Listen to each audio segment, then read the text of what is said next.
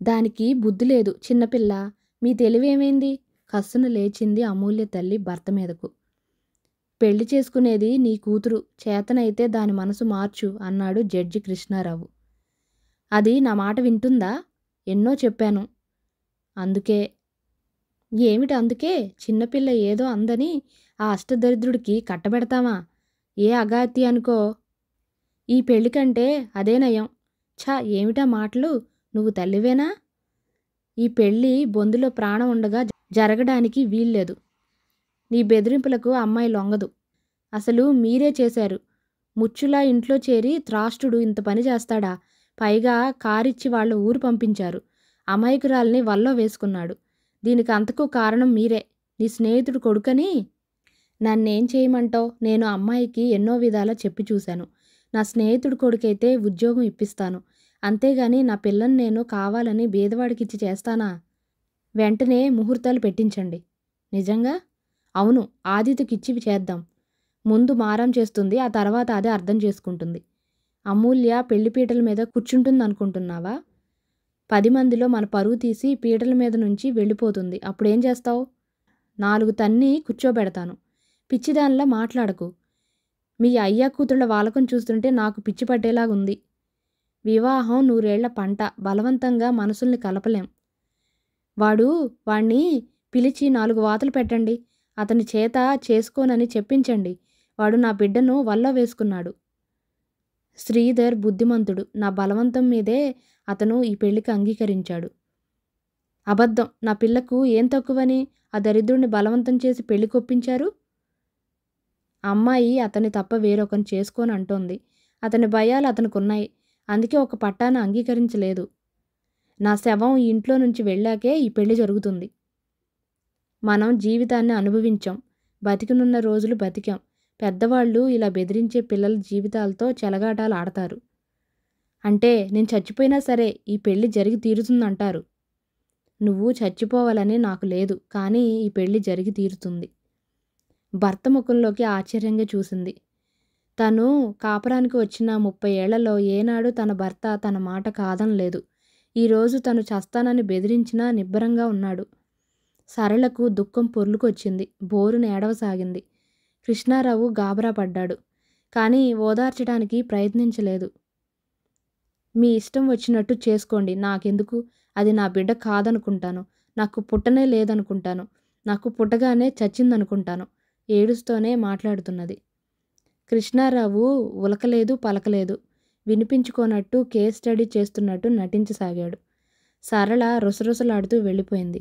అమ్మూ! పుస్తకంలోంచి తలెత్తి చూసింది అమూల్య. ఎదురుగా ఆదిత్య టిప్ టాప్గా తయారై నిల్చొనున్నాడు. అమూల్య ముఖం చిట్లించుకుంది. నేను విన్నది నిజమేనా? ఎదురుగా ఉన్న కుర్చీలో కూర్చుంటూ అన్నాడు. ఏమిటి? అదే మీ ఇంట్లో ఉద్యోగం కోసం వచ్చి ఒదిగి ఒదిగి పడి ఉండేవాడు. అదే శ్రీధర్ కదూ అతని పేరు? అవును. నీకు మతిపోయిందా? హాయిగా నవ్వింది అమూల్య. ఆ దరిద్రుణ్ణి చేసుకొని ఏం సుఖపడతావు? ఆ విషయం గురించి ఆలోచించుకోవాల్సింది నేను. మరి నాకు ఎందుకు ఆశలు చూపించావు? ఆశలు చూపించానా? నిన్ను పెళ్లి చేసుకుంటానని నీతో ఎప్పుడైనా చెప్పానా? ఆ మాట అనలేదు. కానీ నాతో తిరిగావు, క్లబ్బుల్లో డ్యాన్సులు వేశావు, సినిమాలకు వెళ్ళాం. నా కోసం ఎదురు చూస్తూ కూర్చునేదానివి. ఎందుకు చేసావు ఇవన్నీ? నాలో ఆశల్ని రేపి ఇప్పుడు మరొకరిని చేసుకుంటావా? ఏ విషయంలో నేను అతని కంటే తీసిపోయాను? చాలామందితో క్లబ్బుల్లో డ్యాన్స్ చేశాను. శేఖర్తో, హనుమంతరావుతో, సుధాకర్తో. అందరూ మనం పెళ్లి చేసుకుంటామనుకునేవాళ్ళు. ఎవరు అనుకున్న దానికి నేను బాధ్యురాలనా? ప్లీజ్ అమ్ము, నువ్వు లేకపోతే నేను బతకలేను. అమూల్య 2 చేతులు పట్టుకున్నాడు. నా చేతులు వదులు. అమూల్య విసురుగా చేతులు లాక్కుంది. నాతో డ్యాన్సులు చేశావు. ఇప్పుడు చేతులు పట్టుకున్నంత మాత్రంతోనే నీ పాతివ్రత్యం పోయినట్టు ప్రవర్తిస్తున్నావు వ్యంగ్యంగా అన్నాడు ఆదిత్య. You stupid! అమూల్య అరిచింది. నేను వాడికి, వాడి నాన్నకు ఉత్తరాలు రాశాను. ఎవరికి? ఇంకెవరికి? నీ ప్రియుడికి, వాడి తండ్రికి. వాడు వీడు అనకు. ఏం రాసావు?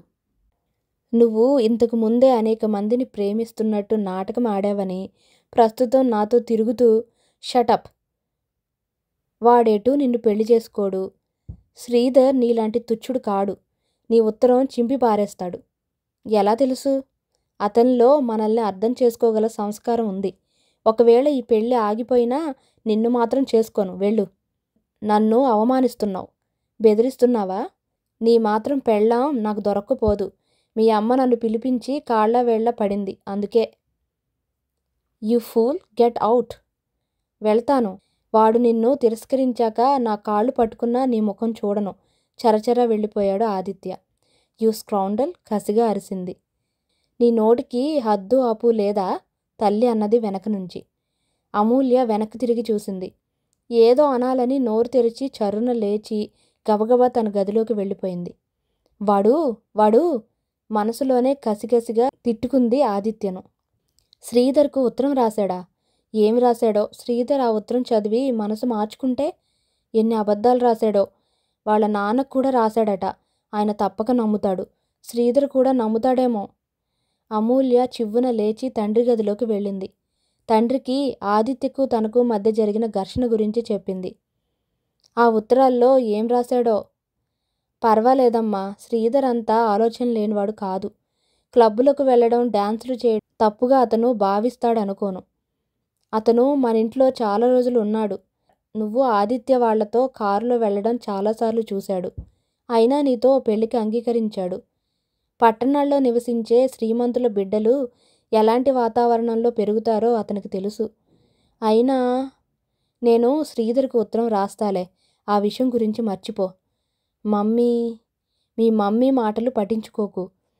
తల్లి కంటే బిడ్డల క్షేమాన్ని కోరేవారుంటారా అమ్మా? మీ మమ్మీకి నిన్ను పెద్ద ఉద్యోగం చేసేవాడి భార్యగా, శ్రీమంతుల ఇంటి కోడలుగా చూసుకోవాలని కోరిక.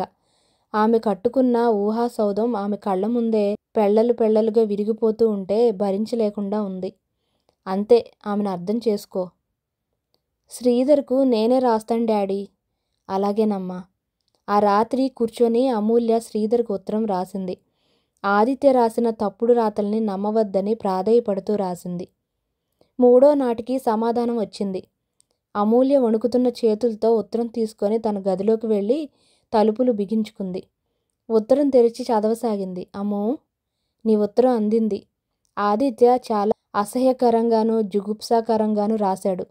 నాన్న ఆ రోజు ఊళ్ళో లేరు. ఉత్తరం కూడా నేనే చింపేశాను. ఆ ఉత్తరాల గురించి నీవేం బాధపడకు. ఇలాంటి పిచ్చి రాతల్ని నేను అర్థం చేసుకోగలను. అతను నన్ను బెదిరిస్తూ కూడా రాశాడు. ఒకసారి నిర్ణయం తీసుకున్నాక నన్నెవరూ మార్చలేరు. ఎన్ని అడ్డంకులు వచ్చినా, ఎంతమంది రాక్షసులు మన మధ్య అడ్డు వచ్చినా నా అందాల బాలను నేను రక్షించుకోగలననే ధైర్యం నాకుంది. మరి ఉండనా? నీ శ్రీధర్. అమూల్య ఆ ఉత్తరాన్ని ఎన్నోసార్లు చదువుకుంది. కళ్ళు మూసుకొని ఊహాలోకంలో విహరించసాగింది. ఆ లోకంలో ఆమె, శ్రీధర్ ఇద్దరే. కృష్ణారావుకి, అతని భార్యకు రోజు అమూల్య పెళ్లి విషయంలో ఘర్షణ జరుగుతూనే ఉన్నది. పెళ్లికి ముహూర్తం పెట్టించాడు కృష్ణారావు. తల్లి పట్టించుకోవడం లేదు. అమూల్య పెళ్లి ఎంతో వైభవంగా చెయ్యాలని భార్యాభర్తలు అనుకునేవారు. సింపుల్గా దండల పెళ్లి ఏర్పాటు చేశాడు కృష్ణారావు. వియ్యాల వారిని పలకరించిన వారు లేరు. ఆ సంగతి తెలిసే కృష్ణారావు వారి విడిదిలో తన ఆఫీసు వాళ్లను పెట్టాడు. వాళ్లే పెళ్లివారి మంచి చెడ్డలు చూస్తున్నారు. అమూల్య అన్న IPS ట్రైనింగ్లో ఉన్నాడు. తల్లి రాసిన ఉత్తరం చూసి బాధపడ్డాడు. పెళ్లికి రాలేనని తండ్రికి లెటర్ రాశాడు. అంతలో తల్లి లోపలికొచ్చింది. మీరంతా ఒకసారి బయటికి వెళ్ళండమ్మా, నేను అమ్ముతో మాట్లాడాలి అన్నది. అందరూ ముఖాలు చూసుకున్నారు. మరుక్షణంలో గదిలో ఎవరూ లేరు. అమ్మో, తల్లి కంఠంలోని వణుకుని గమనించింది అమూల్య. మరోసారి ఆలోచించుకో. సమయం లేదు మమ్మీ. పర్వాలేదు, ముహూర్తానికి మరో అర్ధగంట టైం ఉంది. నేను ఈ పెళ్ళి ఆపించగలను. నీ కూతురి పెళ్లి పీటల మీద ఆగిపోయిందంటే నీకు అవమానం కాదా? నీ పెళ్ళికి పీటలు కూడానా? పోనీ కుర్చీలలోని పెళ్ళనుకో. నీకోసం అవమానాన్ని భరిస్తాను. నా కోసం కోరికను చంపుకొని సంతోషంగా తిరగొచ్చుగా. నీ జీవితం నాశనం అవుతూ ఉంటే నన్ను సంతోషంగా పెళ్లి పెత్తనం చేయమంటావా? పిచ్చి మమ్మీ, నా జీవితం నాశనం అవుతుందని నువ్వు అనుకుంటున్నావు. కానీ ఇది నేను కోరి వరించిన జీవితం. నేను నీకు శత్రువుని కాదు, కనిపెంచిన తల్లిని. తల్లి మనసును అర్థం చేసుకో. నీ మనసును అర్థం చేసుకున్నాను, కానీ నువ్వే నా మనసును అర్థం చేసుకోవడం లేదు. నీ కోరికలకు అనుకూలంగా నా జీవితాన్ని బలి చేయాలని చూస్తున్నావు. ఎంత మాట అన్నావే? నన్ను క్షమించు మమ్మీ. ఆ దరిద్రాన్ని భరించలేవు తల్లి. Please mummy. నీ భవిష్యత్తు గురించి ఎన్ని కలలు కన్నానో. ప్రతి తల్లి కలలు కంటుంది. తన కలలు నిజం కావాలనే తాపత్రయంలో వాళ్ళ పిల్లల మనసుల్ని, వాళ్ళ కలల్ని అర్థం చేసుకోరు. ఎన్ని మాటలు నేర్చావే నువ్వు? అమూల్య మాట్లాడలేదు. మాట్లాడవేమే? మాట్లాడాల్సింది ఏమీ లేదు. అంతస్తు పరువు అంటావు. నీ కూతురి పెళ్ళి ఆగిపోతే నలుగురు మరి నవరు? నీ కోసం ఏమైనా భరిస్తాను. ఇది కూడా భరించు. నా మాట వినడం లేదు నాకు తెలుసు. ఒకరోజు నువ్వు ఏడుస్తూ వస్తావు ఈ ఇంటికి. నన్ను కౌగిలించుకొని నా మాట విన్నందుకు విచారిస్తావు. పశ్చాత్తాపంతో కుమిలిపోతావు. దీవిస్తున్నావా అమ్మా? అదోలా నవ్వింది అమూల్య. ఆ రాస్కెల్ ఇంత పని చేస్తాడనుకుంటే గడపలో కాలు పెట్టనిచ్చేదాన్ని కాదు. పిల్లిలా వచ్చాడు. ఈ ఐశ్వర్యం మీద కళ్ళు పడ్డాయి. నీ అందం మీద మోజు పుట్టింది. నిన్ను వలలో వేసుకున్నాడు. అందుకే చిల్లి కాని ఇవ్వను. నీకిచ్చే కట్నంతో తన చెల్లెళ్ళ పెళ్లి చేసుకోవాలని ప్లాన్ చేశాడు. నువ్వు పొరబడుతున్నావు మమ్మీ. శ్రీధర్ అలాంటివాడు కాదు. ఈ వయసులో ఉన్న ప్రతి ఆడపిల్ల ఇలాగే అంటుంది. ఇది నీ తప్పు కాదు. తప్పు నీ వయసుది. తప్పు మీ నాన్నది. ఆ రాస్కెల్ కుట్రను మీ నాన్న కూడా అర్థం చేసుకోలేకుండా ఉన్నాడు. పెళ్ళైన తెల్లవారి నుంచి వాళ్ళు నిన్ను డబ్బు తెమ్మని సతాయిస్తారు. నువ్వొచ్చి ఏడుస్తావు. అయినా నీకు ఒక్క నయా పైసా ఇవ్వను. మీరిచ్చినా శ్రీధర్ తీసుకోడు. చూస్తాగా నువ్వెంతకాలం ఆ దరిద్రంలో ఉంటావో. మమ్మీ ప్లీజ్ ఇక మాట్లాడకు. దాదాపు అరిచినట్టే అన్నది అమూల్య. అరవకు, అందరూ వింటారు అంటూ అమూల్య తల్లి చరచరా బయటికి వెళ్ళిపోయింది. అమూల్య 3 నిద్రలకు అత్తవారింటికి వచ్చింది. జడ్జిగారి అమ్మాయిగా ఆ ఊరు చూడ్డానికి వచ్చినప్పుడు పల్లె వాతావరణంలో లభించిన థ్రిల్ కోడలుగా వచ్చినప్పుడు లభించలేదు. తడికలు కట్టిన బాత్రూంలో స్నానం చేయాలంటే చిరాకు వేసింది. తలుపుగా అమర్చిన తడిక సగం వరకే వస్తున్నది. అమూల్య దానిని దగ్గరకు లాగడానికి సతమతం అవుతోంది. వదినా, అది అంతే, బండలు జారిపోయినాయి, పూర్తిగా రాదు. ఎవరు ఇటు రారులే, స్నానం చెయ్యి అన్నది ఆడబిడ్డ. ఏం మనుషులు, కొడుకు పెళ్లి చేశారు, కోడలు కాపురానికి వస్తుందని తెలుసు. ఆ మాత్రం తడికి బాగు చేయించలేరా? వీళ్లకు తెలియకపోతే శ్రీధర్కు తెలియనక్కర్లేదు. రాతి మీద కూర్చుంది. కాళ్ల కింద మట్టి. అమూల్యకు మొజాయిక్ ఫ్లోర్ మీద కూడా చెప్పులతో అలవాటు. స్నానం చేస్తుంటే కాళ్లకు బురద అంటుకుంటుంది. చిరాకు వేసింది. 4 నాపబండలు పరిపించి గోడలు పెట్టించకూడదు? శ్రీధర్తో చెప్పాలి అనుకుంటూ స్నానం ముగించింది. చీర కట్టుకుంటుంటే కొత్త జరీ చీర కుచ్చిళ్లకు బురదంటింది. అమూల్యకు ఏడుపు వచ్చినంత పనైంది. అంతలో తల్లి మాటలు గుర్తొచ్చాయి. ఇంత చిన్న విషయానికి తను బాధపడితే ఎలా? తనను తనే సముదాయించుకుంది. జడ్జిగారి అమ్మాయిగా వచ్చినప్పటి నుంచి ఊళ్ళో వాళ్ళ పలకరింపులు కూడా వేరుగానే ఉన్నాయి. బంగారమ్మ, అదృష్టవంతురాలువే, కోటలో పాగా వేశావు. ఎన్ని లక్షల కట్నం ఇచ్చారేమిటి? అయ్యో, మా వాడికి అంత తెలివి కూడానా? కానీ కట్నం పుచ్చుకోలేదు, బంగారమ్మ గుణుస్తూ అంది. అక్కడే ఉన్న అమూల్య చివ్వున తలెత్తి అత్తగారి ముఖంలోకి చూసింది. అదేమిటి మరీ చిత్రం? అంత ధనవంతుల బిడ్డను చేసుకున్నారు, కట్నం ఇవ్వకపోవడం ఏమిటి? అలాంటివి చెప్పకూడదే, చాటుగా ఇచ్చుంటారు అన్నది పక్కింటి సూర్యకాంతం. పట్నం పిల్ల ఈ ఊళ్ళో ఉండగలదంటే అన్నది శాంతమ్మ. ఆ ఉండకి ఏం చేస్తుందేమిటి? చేసుకున్నాక తప్పుతుందా? మరో కంఠం. ఇక్కడే ఎందుకుంటుంది? భర్తతో వెళ్ళి గుంటూరులో కాపురం పెడుతుంది అన్నది సూర్యకాంతం కోడలు. చాలేవే, నా కొడుకు నీ మొగుళ్ళంటి వాడు కాదు. పెళ్ళైన తెల్లవారే పెళ్ళం కొంగు పట్టుకొని ఇల్లు వదిలి వెళ్ళిపోయి వేరు కాపురం పెట్టడానికి. బంగారమ్మ విసుగ్గా అంది. అమూల్య అప్రయత్నంగానే క్రింది పెదవిని మునిపళ్లతో నొక్కి వత్తుకుంది. ఏమే కోడలు పిల్ల, మా వాణ్ణి తీసుకొని పట్నం ఉడాయిస్తావా అన్నది శేషమ్మ. ఏమే గీమే అనొద్దు అని అరవాలనుకుంది అమూల్య. అమూల్యకు ఇలాంటి సంభాషణలు వినడం కొత్త. కోడలు ఏం తెచ్చిందే బంగారమ్మ? అమూల్య లేచి పక్క గదిలోకి వెళ్ళింది. ఫ్రిడ్జ్ తెచ్చిందా? మీ కోడలు అదేమిటి, ఇంట్లో కూడా చెప్పులు వేసుకుంటుందా? పట్నంలో అలవాటనుకుంటాను. బంగారమ్మ అమూల్య నగలు చూపిస్తుంటే ఆడబిడ్డలు చీరల ప్రదర్శన పెట్టారు. అమూల్యకు ఎక్కడలేని కోపం వస్తోంది. పల్లెటూరి మూక, బొత్తిగా సంస్కారం లేదు మనసులోనే విసుక్కుంది. ఆ రాత్రి భోజనాల దగ్గర ముభావంగా ఉంది. ఆడబిడ్డలు సరసాలు మొదలుపెట్టారు. అమూల్యకు వాళ్ళ మాటలు వింటుంటే ఒళ్ళంతా కంపరంగా ఉంది. ఏం వదినా అంత మోగునం పట్టావు అన్నది చిన్న ఆడబిడ్డ. అన్నయ్యతో గాని పోట్లాడావా అన్నది పెద్ద ఆడబిడ్డ. మీరు ఊరుకోండి, అది అసలే సిగ్గుపడుతూ ఉంటేనో బంగారమ్మ వడ్డిస్తూ అన్నది. అది ఇది అంటుంటే అమూల్యకు ఎలాగో ఉంది. అమూల్య చివరకు నువ్వే జయించావు. ఆ రాత్రి శ్రీధర్ అమూల్యను దగ్గర తీసుకుంటూ అన్నాడు. శ్రీధర్ బాహువుల్లో ఒదిగిపోయిన అమూల్యకు ఆ పగలంతా కలిగిన చిరాకు ఇట్టే మటుమాయమైపోయింది. నేనా మీరా జయించింది? అందరూ మిమ్మల్ని అదృష్టవంతుడు అంటున్నారు.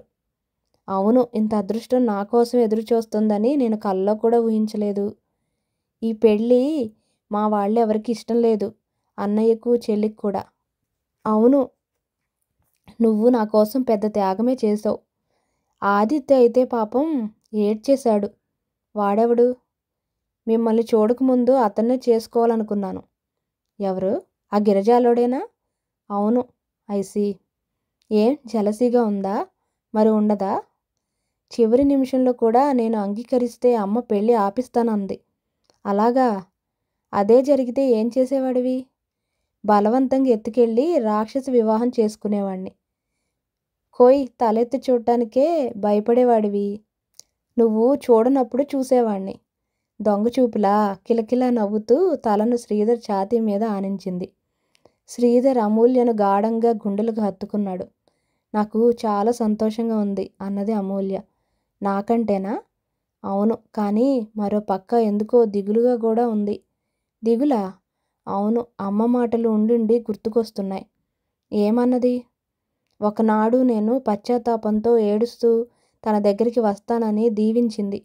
దిగులుగా అన్నది అమూల్య. శ్రీధర్ ఓ క్షణం మౌనంగా ఉండిపోయాడు. అమూల్య గడ్డం పట్టుకొని ముఖం పైకెత్తి కళ్ళల్లోకి పరిశీలనగా చూశాడు. ఏమిటి అలా చూస్తున్నావు? ఇప్పటి నుంచే నీలో అసంతృప్తి బయలుదేరింది కదూ? నోనో, అదేం కాదు. మమ్మీ అలా అన్నందుకు బాధగా ఉంది అంతే. అంతేనా? అంతే. నువ్వు నా పక్కనుంటే నాకేం భయం? ఆడవాళ్ళంతా ప్రశ్నలతో విసిగిస్తున్నారనుకుంటాను. అవును, మరీ అనాగరిక జనం. కొత్తని ఊరుకున్నాను, లేకపోతేనా?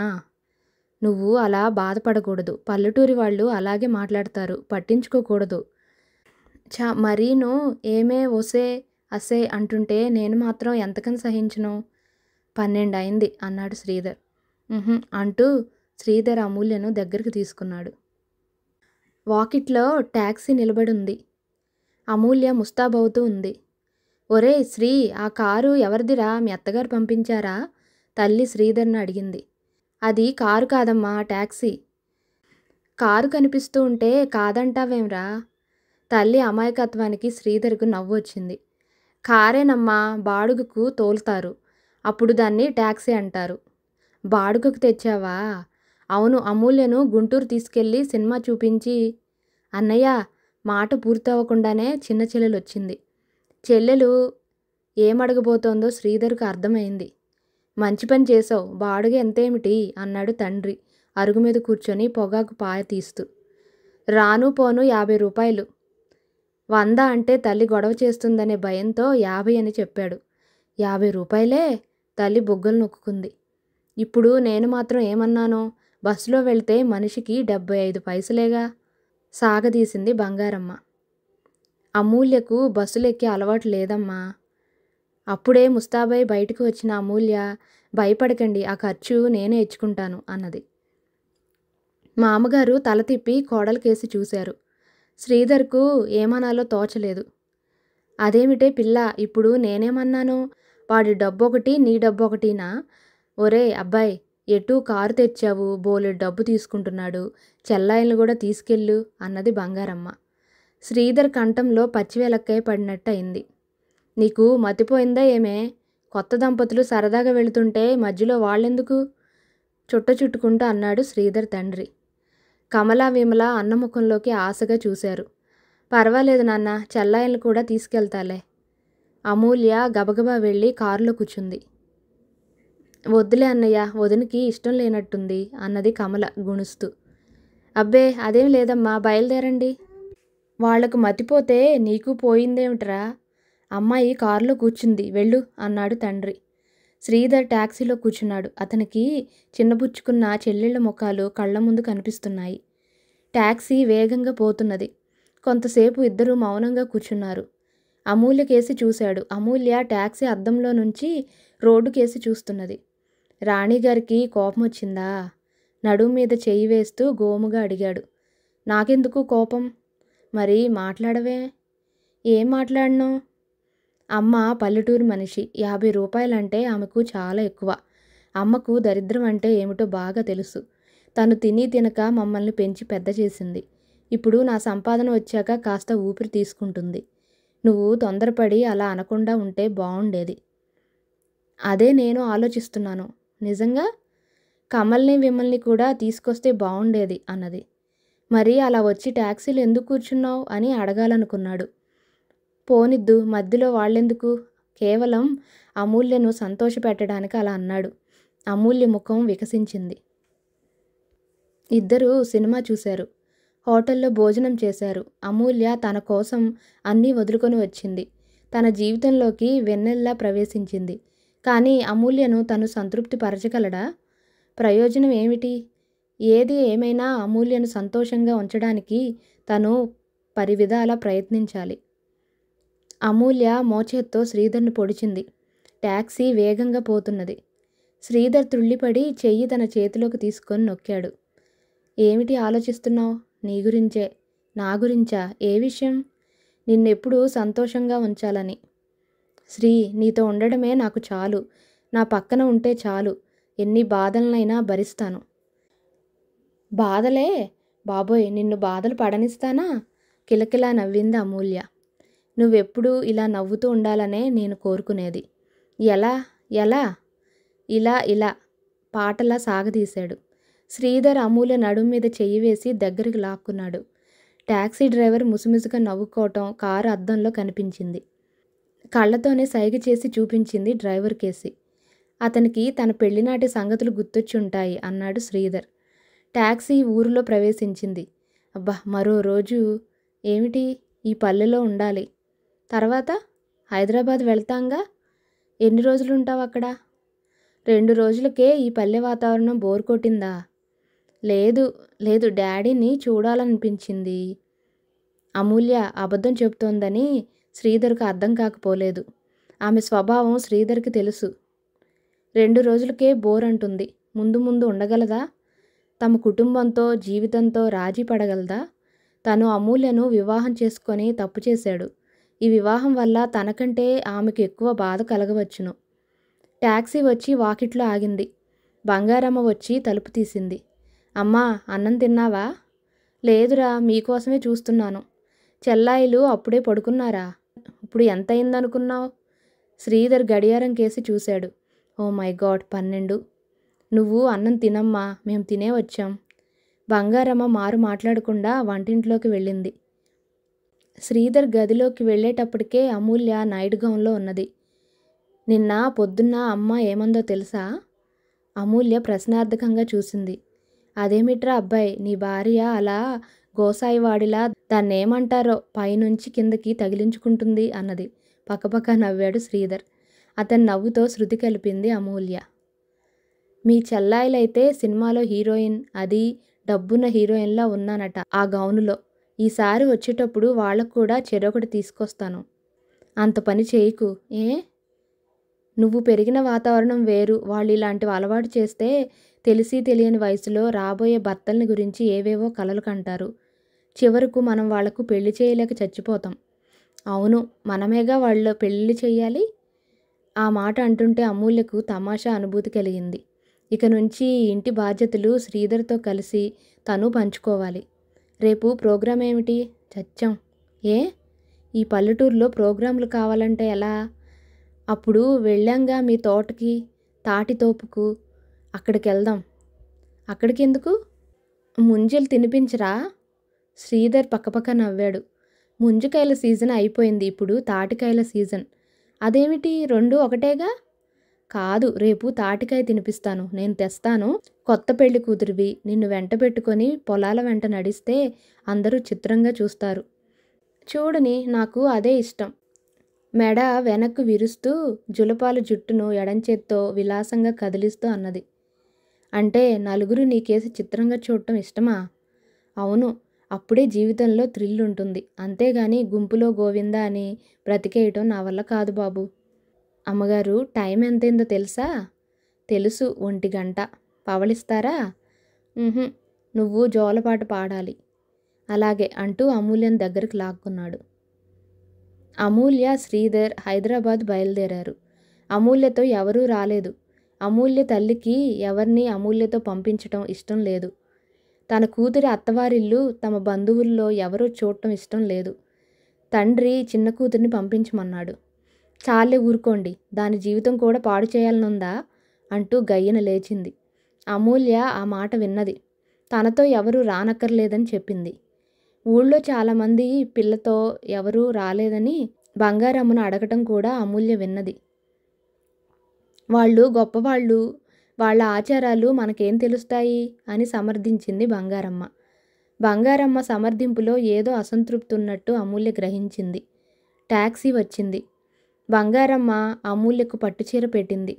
ఆ చీర చూసి అమూల్య ముఖం చిట్లించుకుంది. ఇలాంటివి నేను కట్టను, ఇవి ఎందుకు అంది. మా ఆర్థిక పరిస్థితి నీకు తెలుసునమ్మా, అంతకంటే ఏం పెట్టగలను? అమూల్య గతుక్కుమన్నది. నిజమే, అన్నీ తెలిసే తను పెళ్లి చేసుకుంది. అది కాదత్తయ్య, ఇప్పుడే ఇంతెందుకు డబ్బు దండగా అని. అంత మాత్రం అర్థం చేసుకుంటే చాలు తల్లి, బంగారమ్మ సంతృప్తిగా అన్నది. శ్రీధర్ లోపలికి వెళ్ళాడు. పెట్టెలోని చీరలన్నీ చిందరవందరగా పడి ఉన్నాయి. అమూల్య కింద చతికిలబడి ఆలోచిస్తుంది. ఇదేమిటో ఇంకా తయారు కాలేదు, ఈ చీరలన్నీ ఏమిటి ఇలా పడేశావు? టాక్సీ వచ్చి నిలబడింది అన్నాడు. అమూల్య మాట్లాడలేదు. ఏమిటి రాణిగారు చిరాగ్గా ఉన్నారు? వేళాకోళాలు కొంచెంసేపు ఆపు. ఇప్పుడు ఏమైంది? ఏమైందా? నా ముత్యాల సెట్టు కనిపించటం లేదు. శ్రీధర్ త్రుళ్ళిపడ్డాడు. సరిగ్గా చూడు, ఎక్కడ పోతాయి? అన్నీ చూశాను, మరి ఏమై ఉంటాయి? ఏమో, నాకేం తెలుసు? అసలు నువ్వు ముత్యాల సెట్టు తెచ్చావా? అన్నీ మమ్మీ సర్దింది. అయితే ఆ సెట్టు పెట్టలేదేమో. మా మమ్మీ ఇలాంటి పొరపాటు చేయదు. ఈ తెల్ల చీర మీదకు అవి పెట్టే ఉంటుంది. సరదాగా ఎక్స్కర్షన్కు వెళ్తే కూడా 2-3 సెట్లు పెడుతుంది. అయితే ఆ నగలు ఏమైనాయని నీ ఉద్దేశం? నాకు ఉద్దేశాలు ఏమీ లేవు, నా నగలు కనిపించడం లేదు అంతే. మీ మమ్మీ ఒకవేళ మర్చిపోయిందేమో, ఇప్పుడు వెళుతున్నాంగా, కనుక్కో. అయినా ఒకసారి అత్తయ్యని అడిగితే? అమూల్య, ఏమిటి నీ ఉద్దేశం? అమ్మ నీ నగలు దాచిందంటావా? నేను అలా అన్నానా? నా నగలు, బట్టలు మీ అమ్మ, మీ చెల్లెళ్ళు ఈ 3 రోజుల నుంచి వచ్చిన వారందరికీ చూపిస్తూనే ఉన్నారు. అయితే? అమూల్య మాట్లాడలేదు. అమూల్య, ఈ ఇంట్లో అలాంటిది జరగదు. మీ ఇంటి దగ్గరే ఉంటాయి. ఈ విషయం మా అమ్మ వింటే బాధపడుతుంది. బట్టలు సర్ది బయలుదేరు అన్నాడు శ్రీధర్ కొంచెం కటువుగా. అమూల్య తలెత్తి శ్రీధర్ ముఖంలోకి చూసింది. అతని ముఖం గంభీరంగా ఉన్నది. అమూల్య గబగబా బట్టలు పెట్టెలో కుక్కింది. పెట్టె పట్టుకొని బయలుదేరింది. బట్టలు మార్చుకోవు, ఇవి చాలే అన్నది. ఆమె చేతిలోని పెట్టెను లాక్కొని శ్రీధర్ గబగబా బయటికి వెళ్ళిపోయాడు. అమూల్య బయటికి వచ్చింది. వదినా, అమ్మ పెట్టిన చీర కట్టుకోవు? మ్యాచింగ్ బ్లౌజ్ లేదు, ఆ చీర ఇక్కడే పెట్టాను, ఇక్కడికి వచ్చినప్పుడు కట్టుకుంటాలే అంటూ వెళ్ళి ట్యాక్సీలో కూర్చుంది.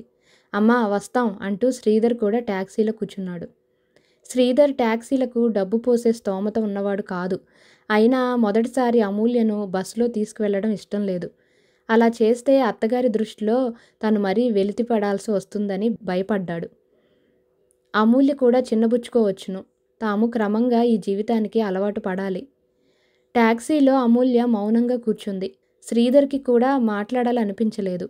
అమూల్యను చేసుకొని తాను తప్పు చేశాడు. కలలుగనే వయసు ఉన్న పిల్ల తనను ప్రేమించానన్నది. తను ఆమె సౌందర్యానికి ముగ్ధుడయ్యాడు. ఆమెను సంతోష పెట్టగలనా లేదా అని లోతుగా ఆలోచించలేదు. ట్యాక్సీ సడన్గా ఆగింది. ఎవరో అడ్డం వచ్చారు. శ్రీధర్ కూడా ఆలోచనల నుండి బయటపడ్డాడు. ఏమిటి ఆలోచిస్తున్నావు? ఏమీ లేదు. ఆ నగల గురించేగా. ఆమె మాట్లాడలేదు. మేము బీదవాళ్లమే కానీ దొంగలం కాదు. ఆమె చివ్వున తల తిప్పి చూసింది. నేను అలా అన్నానా? అనకపోయినా ఛ! నేను అలా అనుకోవడం లేదు. బయట వాళ్ళెవరైనా నువ్వు వాటి గురించి బెంగపడకు. నిజంగా పోతే నేను చేయిస్తాను. వాటి ధర ఎంతో తెలుసా? ఎంత? 10,000. అంత డబ్బు పెట్టి నువ్వు నగలు చేయించగలవా? అన్నట్టుగా అనిపించింది శ్రీధర్కు. అతని ముఖం ఎర్రబడింది. నగలు పోయాయని కాదు నా దిగులు. మమ్మీ మిమ్మల్ని ఎన్ని మాటలు అంటుందోనని భయం అన్నది అమూల్య శ్రీధర్ చేతి మీద చెయ్యి వేసి. శ్రీధర్ మౌనంగా కూర్చున్నాడు. ప్రయాణం చేసినంతసేపు అన్యమనస్కంగానే ఉన్నాడు. ట్యాక్సీ ఇంటి ముందు ఆగింది. ఆ ఇల్లును చూడగానే ఆమెకు సంతోషం, దుఃఖం రెండూ పొంగి వచ్చాయి. పరిగెత్తుకుంటూ వెళ్ళి తల్లిని కౌగిలించుకుంది. అమూల్య కంఠం విని కృష్ణారావు తన గదిలో నుంచి బయటికి వచ్చాడు. డాడీ! తండ్రి మెడ చుట్టూ చేతులు వేసింది. తండ్రి కళ్ళల్లో నీరు తిరిగింది. 4 రోజులు నువ్వు కనిపించకపోతేనే ఎలాగో ఉన్నదమ్మా అన్నాడు. నాకు అలాగే అనిపించింది డాడీ. మమ్మీ ఇంకా నా మీద కోపం పోలేదా? 4 రోజులకే అలా చిక్కిపోయావేమే? తిండి సరిగా తినలేదా? తల్లి మొదటి ప్రశ్న. వాకిట్లోనే నిలబడిపోయిన అల్లుణ్ణి చూసి కృష్ణారావు, రాబోయి రా, అక్కడే నిల్చున్నావేం? అవంతి, బావకు కాఫీ తీసుకురా, రావయ్యా అంటూ అల్లుణ్ణి కృష్ణారావు గదిలోకి తీసుకెళ్ళాడు.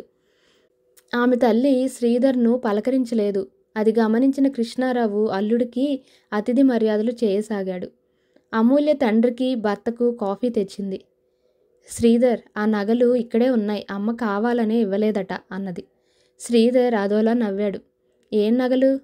ముత్యాల సెట్టు డాడీ. కనిపించకపోతే హడిల్ చచ్చిపోయాననుకో. అక్కడ గొడవేం చేయలేదు కదా? గాబరాగా అల్లుడి ముఖంలోకి చూస్తూ అడిగాడు. అబ్బే అదేం లేదండి అన్నాడు శ్రీధర్. అమూల్య గొడవ చేయలేదంటే నేను నమ్మను. పో డాడీ, మీరు ఎప్పుడు అలాగే అంటారు. నేను అసలు ఎవరితోనూ ఆ మాట అనలేదు. కావాలంటే ఆయన అడగండి అన్నది. స్నానం చేస్తావా? వద్దండి అన్నాడు శ్రీధర్. తల్లి, భోజనం వడ్డించు. వద్దండి, సూర్యాపేటలో భోజనం చేశాం. నీ గదిలోకి తీసుకెళ్ళమ్మా, కాసేపు పడుకో బాబు. లేదండి, బయట కొంచెం పని ఉంది, అది చూసుకొని వెళ్ళిపోతాను. కృష్ణారావు, అమూల్య తెల్లబోయి చూశారు. ఇప్పుడే వెళతావా? అదేమిటి? ఆశ్చర్యంగా అన్నాడు. అవునండి, ఊళ్ళో అర్జెంటు పనులున్నాయి. కుప్పనూర్పిళ్ళు జరుగుతున్నాయి. నాన్న కూడా ఊళ్ళో లేరు. పొలం మీరే చూస్తున్నారా? 2 ఎకరాలేగా, అది కూడా కౌలుకిస్తే అంటూ ఆగిపోయాడు. అయినా ఇవాళ వెళ్ళడం ఏమిటి? మళ్ళీ వస్తాగా. కృష్ణారావు ఇప్పుడే వస్తానంటూ ఇంట్లోకి వెళ్ళాడు. ఇప్పుడే వెళ్ళిపోతారా? దిగులుగా అడిగింది అమూల్య. శ్రీధర్ సమాధానం ఇవ్వలేదు. మా అమ్మ పలకరించలేదనేగా దిగులుగా అన్నది. అదేమి కాదు, నాకు పని ఉంది. వెళ్ళక తప్పదా? తప్పదు. ఈ ఇంట్లో నాకున్న స్థానం నాకు తెలుసు అనాలనుకున్నాడు. కానీ అమూల్యను చూస్తూ ఆ మాట అనలేకపోయాడు. మళ్ళీ ఎప్పుడొస్తారు? ఆషాఢమాసం వెళ్ళాక వచ్చి తీసుకువెళతాను. అన్ని రోజులు. అంతలో కృష్ణారావు భార్యతో వచ్చాడు. ఏమిటయ్యా, ఇప్పుడే వెళ్ళాలంటున్నావట? ఏదో లాంఛనప్రాయంగా అన్నది కృష్ణారావు భార్య. అవునండి. అల్లుడు గారు అలిగారా? ఏమిచ్చి అలక తీర్చమంటారో చెప్పండి. ఎంత దాచాలన్నా ఆమె కంఠంలోని వ్యంగ్యం బయటపడింది. కృష్ణారావు భార్య ముఖంలోకి చురచురా చూశాడు. అమూల్య శ్రీధర్ ముఖంలోకి బేలగా చూసింది. అమూల్యమైన అమూల్యనే ఇచ్చారు. ఇంకా ఏదో కావాలని కోరుకునేటంతటి పేరాస నాకు లేదు. శ్రీధర్ నవ్వుతూనే అన్నాడు. మామగారి కళ్ళల్లో గర్వం తొంగి చూసింది. అమూల్య తల్లి లోపలికి వెళ్ళిపోయింది. ఆమె వెనకే కృష్ణారావు వెళ్ళాడు. తల్లి కంఠం పెద్దగా వినిపిస్తోంది. భార్యాభర్తలు ఘర్షణ పడుతున్నట్టు అర్థం చేసుకున్నాడు. సారీ శ్రీధర్, కోపం వచ్చిందా? మమ్మీ ఎప్పుడు అలాగే మాట్లాడుతుంది, దాదాపు ఏడుపు గొంతుతో అన్నది అమూల్య. పిచ్చిపిల్ల, నీ మీద నాకు కోపం రాదు. వస్తాను, నాన్నగారితో చెప్పు. నేను వస్తాను. అమూల్య శ్రీధర్ చేయి పట్టుకుంది. మళ్ళీ నాతో వస్తే అక్కడి వాళ్ళంతా ఏమనుకుంటారు? అయితే మీరు ఇవాళ ఉండి రేపు వెళ్ళండి. అవును బాబు, ఇవాల్టికి ఉండి రేపు వెళ్ళు అన్నాడు కృష్ణారావు. శ్రీధర్ అంగీకరించక తప్పలేదు. రాత్రి భోజనాల దగ్గర, అక్క, మీ అత్తారింట్లో నీకేం చీరలు పెట్టారు అని అడిగింది అవంతి. చాలా మంచి చీర పెట్టారు, అంతా జరీ ముద్ద, ఖరీదు 1200. నిజంగా? మరి నాకు చూపించలేదేం? నలిగిపోతుందని అక్కడే దాచి వచ్చాను అన్నది అమూల్య. శ్రీధర్ భార్య ముఖంలోకి ఆశ్చర్యంగా చూశాడు. మమ్మీ, మా అత్తగారు చాలా మంచిది. మా ఆడబిడ్డలైతే నన్ను ఒక దేవతలా చూస్తారు. కృష్ణారావు ముఖం సంతోషంతో విప్పారింది. అవునమ్మా, పల్లెటూరి వాళ్ళల్లో ఉండే ఆప్యాయతలు ఈ పట్టణాల్లో జీవించే వాళ్ళలో ఉండవు. ఇదంతా మరో లోకం. ఎవరి గొడవలు వాళ్ళవే. కబుర్లు చెప్పుకోవడానికి చాలా సమయం ఉంది. ముందు భోజనాలు చెయ్యండి అన్నది తల్లి. ఏమండి బావగారు, ఈసారి అక్కయ్యతో ఊరు రమ్మంటారా అడిగింది అవంతి. తప్పకరా, శ్రీధర్ ముక్తసరిగా అన్నాడు. అవును చెల్లి, మా ఊరు చాలా బాగుంటుంది. మీ ఇల్లు అవంతి అడిగింది. మా ఇంటికేం మండువా లోగిలు అంటారట. పల్లెటూళ్ళల్లో గొప్పవాళ్లకే మండువా లోగిళ్ళు ఉంటాయి తెలుసా? అమూల్య గర్వంగా చెప్పింది. చూసావా అమ్మా, అక్క అప్పుడే తన ఇంటిని తన వారిని ఎంత పొగిడేస్తోందో అవంతి మురిపెంగా అన్నది. మీ మురిపం ముక్క చెక్కలైనట్టే ఉంది మనసులోనే అనుకుంది కృష్ణారావు భార్య. అమ్మూ, నీలో మరో మనిషిని చూస్తున్నాను. ఈ 2 రోజుల్లో నువ్వు చాలా ఎదిగావని ఇప్పుడే తెలుసుకున్నాను అన్నాడు శ్రీధర్ ఆ రాత్రి భార్యతో. ఆమె హాయిగా నవ్వింది. నా మీద కోపం పోయిందా? నీ మీద కోపమా? మరి రేపే వెళ్ళిపోతానంటున్నారేం? నేను ఎన్నో కలలు కన్నాను. నా స్నేహితులందరికీ నిన్ను గర్వంగా పరిచయం చేద్దామనుకున్నాను. నాలో అంత గర్వించదగిన గొప్పతనం ఏముంది? డబ్బు తప్ప నాకు తెలిసిన వాళ్ళందరికంటే అన్ని విషయాల్లో నువ్వే గొప్పవాడివి. కళ్ళు పెద్దవి చేసుకొని శ్రీధర్ ముఖంలోకి చూస్తూ అంటున్న ఆమెలో పసితనం కనిపించింది. డబ్బున్న కుటుంబాల్లో కష్టం సుఖం తెలియకుండా పెరిగిన పిల్లలకు లౌకిక జ్ఞానం చాలా ఆలస్యంగా అలవడుతుంది. రేపు సాయంత్రం క్లబ్కు వెళదాం, మీరుండాలి. శ్రీధర్ ఆలోచిస్తున్నాడు. ఉంటారు కదూ? ఉండను, ఖచ్చితంగా ఉంది అతని కంఠం. అమూల్య ముఖం చిన్నబోయింది. ఈసారి వచ్చినప్పుడు క్లబ్కు వస్తాలే, ఆమె సంతృప్తి కోసం అన్నాడు. శ్రీధర్, ఒకటి చెప్పనా? చెప్పు. నేను కోరింది చేస్తానని మాట ఇస్తే చెప్తాను. చేయగలిగిందైతే తప్పక చేస్తాను. నువ్వు ఇక్కడే ఉండిపోకూడదు. శ్రీధర్ భార్య ముఖంలోకి వింతగా చూశాడు. మీ మమ్మీ చెప్పిందా? లేదు, నేనే అడుగుతున్నాను. అంటే 2 రోజులకే మొగుడిల్లంటే మొహం మొత్తిందన్నమాట. అబ్బే అదేం లేదు, అందుకు కాదు. ఎందుకో చెప్పడం రానిదానిలా తడబడింది. చూడము, అన్ని విషయాలు తెలిసే ఈ పెళ్లి చేసుకున్నావు. నీలో అప్పుడే స్ట్రగుల్ ప్రారంభమైంది. అదేమీ లేదు, నాకెలా చెప్పాలో అర్థం కావటం లేదు. నాకు నీ మనసులోని మదన బాగా అర్థం అవుతూనే ఉన్నది. అమ్మో, బాగా ఆలోచించు. నీ భర్త అభిమానం చంపుకొని ఇల్లరికపు అల్లుడిగా ఉండటం నీకిష్టమా? మొదటిసారి ఇంటికి వచ్చిన అల్లుడిని చూసినట్టే మీ మమ్మీ నన్ను గౌరవిస్తుందా? ఇక ఇక్కడే ఉంటే ఆలోచించు. నా అవమానం నీకు అవమానం కాదు? గడ్డం పుచ్చుకొని ముఖాన్ని తన వైపుకు తిప్పుకుంటూ లాలనగా అన్నాడు శ్రీధర్. అమూల్య ఆ క్షణంలో అన్నీ మర్చిపోయి అతని గుండెల మీదకు వాలిపోయింది. ఆషాఢమాసం పూర్తి అవుతోంది. అమూల్యకు మళ్ళీ ఆ పల్లెటూరు వెళ్లాలంటే భయం పట్టుకుంది. శ్రీధర్ ఈ నెల రోజుల్లో ఒక్కసారి రాలేదు. అమూల్యను స్నేహితులు అనేక ప్రశ్నలతో చంపుతున్నారు. డాడీ, ఏమ్మా? ఏం, శ్రీధర్ ఇక్కడ ఉద్యోగం చేస్తానంటున్నాడా? లేదు, నేనే అంటున్నాను. అంటే నీకు ఆ ఊరు వెళ్ళడం ఇష్టం లేదన్నమాట. అవును డాడీ, తొణక్కుండా అన్నది. బాగుందమ్మా నీ వరస. ఎంతమంది ఎన్ని చెప్పినా వినకుండా పెళ్లి చేసుకున్నావు. అత్తగారింట్లో పట్టుమని 10 రోజులు లేవు, అప్పుడే మొహం మొత్తిందన్నమాట. అమూల్య మాట్లాడలేదు. ముఖంలో దిగులు స్పష్టంగా కనిపించింది. ఆ ముఖం చూస్తుంటే కృష్ణారావు మనసు కరిగిపోతున్నది. కానీ పైకి లేని గాంభీర్యాన్ని తెచ్చిపెట్టుకున్నాడు. ఎల్లుండి శ్రీధర్ నిన్ను తీసుకువెళ్ళడానికి వస్తున్నాడు. నువ్వు చెబితే వింటాడు. ఏమని? ఇక్కడే ఉండమని. అమూల్య, శ్రీధర్ని నువ్వు ఇంకా పూర్తిగా అర్థం చేసుకోలేదు. అతను చాలా అభిమానం కలవాడు. ఇంట్లో ఉంటాడా? నేను చెప్పను. డాడీ, అవునమ్మా, అతను కోరి గుంటూరులో ఉద్యోగం వేయించుకున్నాడు. ఎందుకో తెలుసా? అతని బాధ్యతలు అతనికి తెలుసు. చెల్లెళ్ళ పెళ్ళిళ్ళు చేసేంతవరకు అతను అక్కడి నుంచి రాడు. ఆ తర్వాత వస్తాడనే నమ్మకం ఉందా? ఆ తర్వాత నేను చెప్పి ఒప్పించగలను. ఆ పిల్లల పెళ్ళిళ్ళు అయ్యేంత వరకు ఈ విషయం మర్చిపో. అమూల్య తండ్రి గదిలో నుంచి బయటకు వస్తూ, హలో శేఖర్ అన్నది ఉత్సాహంగా. కృష్ణారావు కూతురు వెళ్ళిన వైపే చూస్తూ ఆలోచిస్తున్నాడు. శనివారం రాత్రి శ్రీధర్ వచ్చాడు. అతను వచ్చేసరికి ఇంట్లో కృష్ణారావు ఒక్కడే ఉన్నాడు. అమూల్య క్లబ్కు వెళ్ళింది. అవంతి ఎక్స్కర్షన్కి వెళ్ళింది. కృష్ణారావు భార్య డిన్నర్కు వెళ్ళింది. శ్రీధర్ వస్తాడని తెలుసు, అయినా ఆమె డిన్నర్కు వెళ్ళింది. కృష్ణారావును కూడా రమ్మన్నది, కానీ అతను వెళ్ళలేదు. శ్రీధర్ స్నానం చేశాడు. మామగారితో కలిసి భోజనం చేశాడు. ఇద్దరు లాన్లో కూర్చొని కబుర్లు చెప్పుకుంటున్నారు. ఇంతలో ఇంపాలా కారు వచ్చి గేటు ముందు ఆగింది. అమూల్య దిగింది. కారు నిండా ఆడా మగ ఉన్నారు. హాయ్, చీరియో, బాయ్ మొదలైన మాటలు వినిపిస్తున్నాయి. శేఖర్ కారు దిగాడు. అమూల్య చేతిలో చెయ్యి కలుపుతూ బాయ్ చెప్పాడు. బాయ్ అన్నాడు. బాయ్ అంటూ గేటు తెరుచుకొని లోపలికి వస్తూ ఓ క్షణం తటపటాయించింది. కృష్ణారావు కూతుర్ని చూస్తున్నాడు. శ్రీధర్ భార్యను చూస్తున్నాడు. అమూల్య ఇద్దరిని మార్చి మార్చి చూసింది. హలో, సారీ ఆలస్యమైంది. ఎంతసేపు అయింది వచ్చి అన్నది శ్రీధర్తో దగ్గరగా వస్తూ. 8 గంటలకు వచ్చాను నవ్వుతూ అన్నాడు శ్రీధర్. కృష్ణారావు ఆవులిస్తూ లేచాడు. శ్రీధర్ కూడా లేచాడు. అమూల్య అత్తగారింటికి వచ్చింది. వాళ్లతో ఎంత కలిసిపోవాలన్నా కలవలేకపోతుంది. ఒంటరిగా గదిలో కూర్చొని బాధపడుతూ ఉంటుంది. 4 రోజులు అలాగే గడిచిపోయింది. ఆమెలో అసహనం ఎక్కువైంది. మామగారు ఇంట్లో ఉన్నప్పుడు మాత్రం అమూల్య జాగ్రత్తగా ఉంటుంది. అమూల్య తనకు తెలియకుండానే మామగారంటే గౌరవం ఏర్పడింది. కారణం ఆయన ప్రతి విషయంలో అమూల్యను సమర్థించడమే. పగలు జరిగిన చిన్న చిన్న గొడవలు శ్రీధర్ వరకు వెళ్లడం లేదు. శ్రీధర్ ఉదయం 9 గంటలకు బస్సులో వెళ్ళిపోతాడు. రాత్రి వచ్చేసరికి 8 అవుతుంది. ఆ ఇల్లు, ఆ వాతావరణం అమూల్యకు ఇరుగ్గా అనిపిస్తోంది. ఊపిరి సలపనట్టు మదనపడుతుంది. అమూల్య కాపురానికి వచ్చేసరికి బాత్రూంలో నాపరాళ్లు వేయించారు. చుట్టూ గోడలు పెట్టించారు.